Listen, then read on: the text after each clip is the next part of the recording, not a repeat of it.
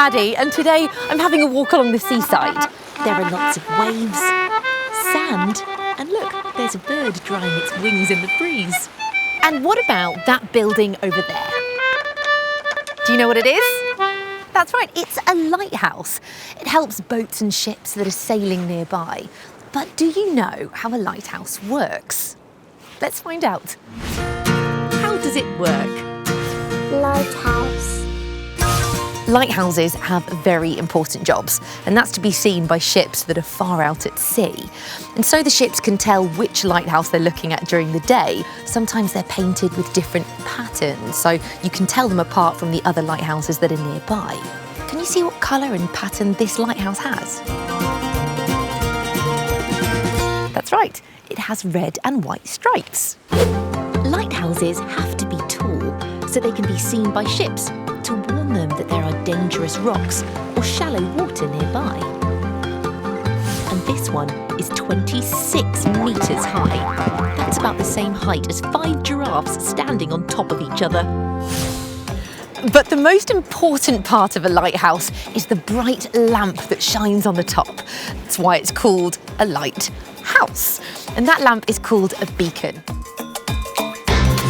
At night, the lamp can be seen for miles around.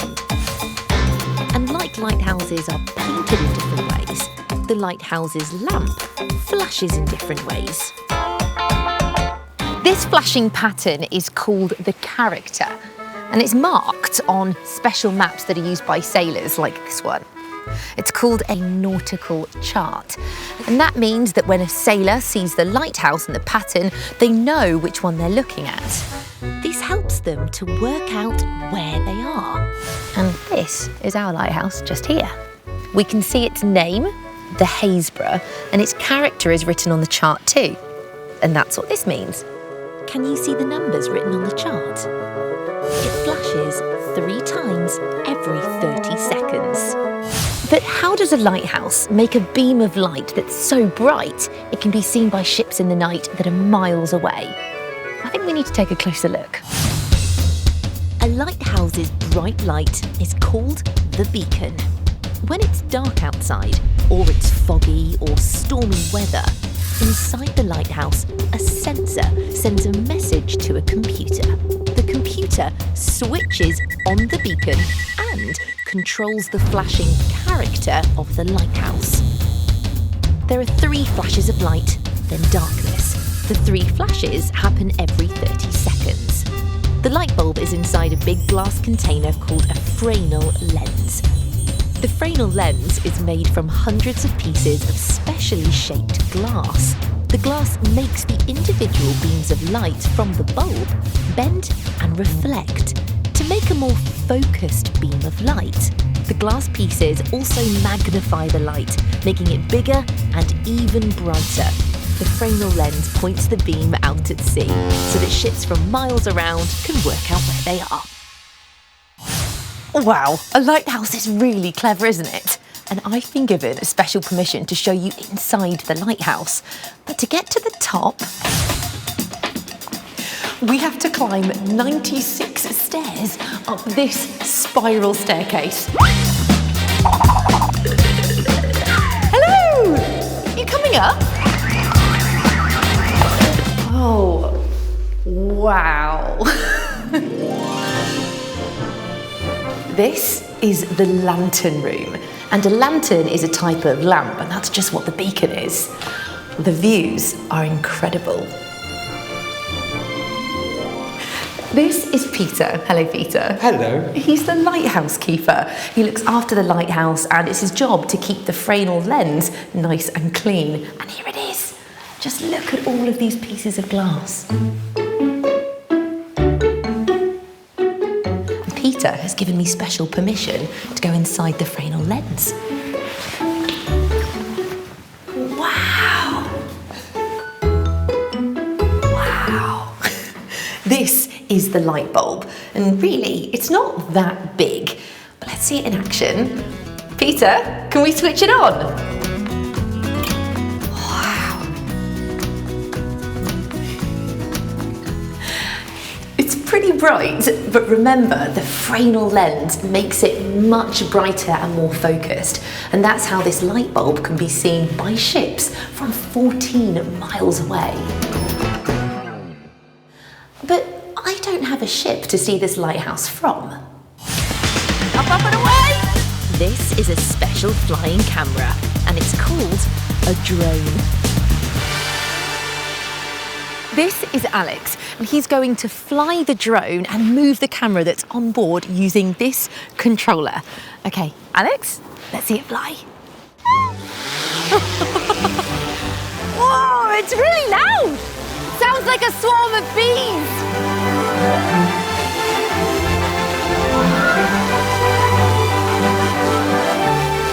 The lighthouse looks incredible from up there.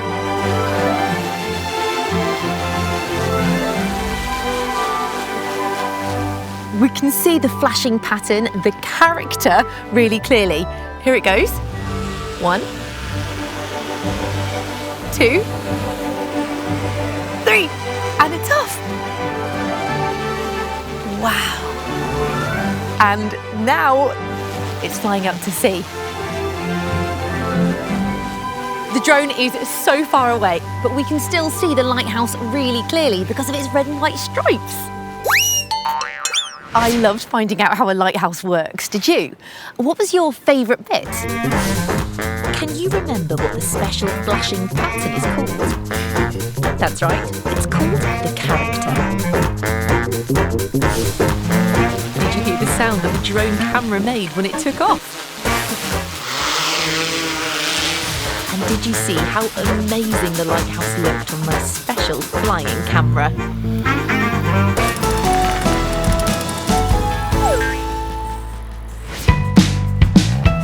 I love to watch the sea when the waves come into the rocks. Can you see how the water goes all bubbly when the waves crash?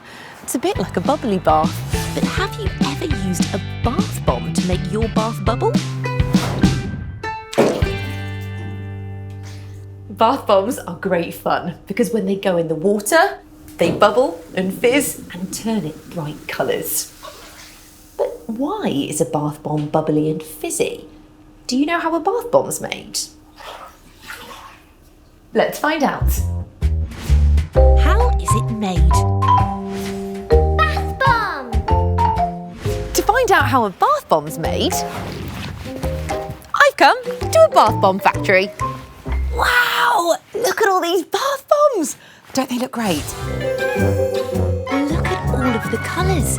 There's even a multicoloured one. Bath bombs are quite hard, and they're solid all the way through. So how does something hard become fizzy and disappear when it's put in water? This is Brittany, and she's going to show us. Here they make bath bombs out of 2 main ingredients. This powder called bicarbonate of soda and these granules called citric acid. If Brittany puts some bicarbonate of soda in some water on its own, nothing happens. If she puts some citric acid in some water on its own, nothing happens. But what do you think will happen if we mix bicarbonate of soda and citric acid in some water together? Wow, look at all the bubbles. It's even bubbling over the top. The bubbles happen because when you mix bicarbonate of soda and citric acid and add water, a chemical reaction happens. Can you hear it fizzing? Happens because the chemical reaction makes carbon dioxide bubbles, which pop. The same chemical reaction happens when you put a bath bomb in water. But to turn the ingredient into a bath bomb and make the bubbles last longer, everything has to be hard and dry. So let's find out how they do it. Brittany starts by putting the ingredients into a mixing bowl. Next goes in this white powder. It's called cornstarch and it's made from corn. The corn is ground up into a really soft powder and it holds everything together. It also helps the bubbles last longer when the bath bomb goes into the water. The mixture's really starting to come together, but it looks a bit plain and it doesn't really smell of anything. So Brittany's going to add something called fragrance. Fragrance is used in lots of different things to make them smell nice, like your clothes when they've just come out of the wash. To brighten up the bath bombs, we're going to add some colour using this powder called pigment.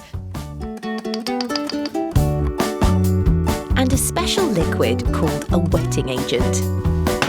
The wetting agent makes the mixture feel a little bit like wet sand, but it will go hard really quickly.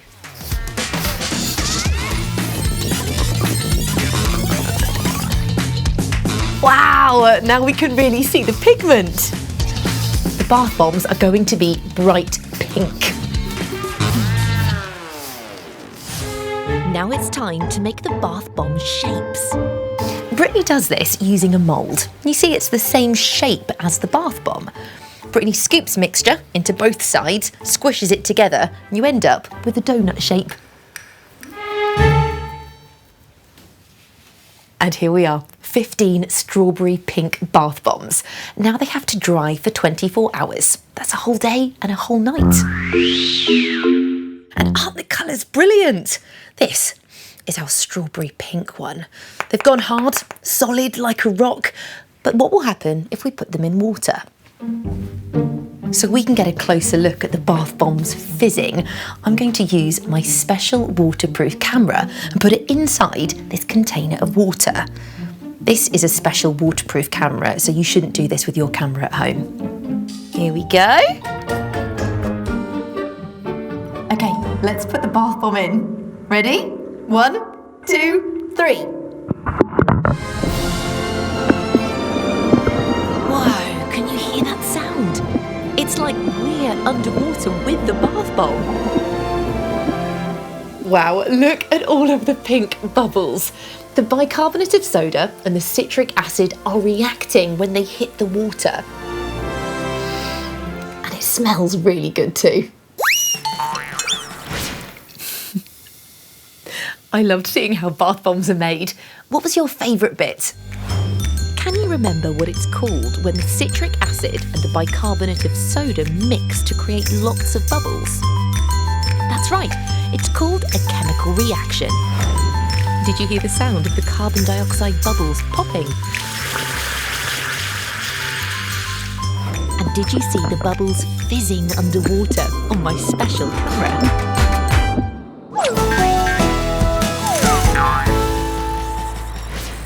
So the next time you have a bath with a bath bomb, you'll know how a reaction happens between chemicals inside the bath bomb and the water, which makes it fizz and pop. And if you go to a beach and see a lighthouse, you'll know how it works to help ships even when they're way out at sea. I'll see you next time. There are lots of things all around.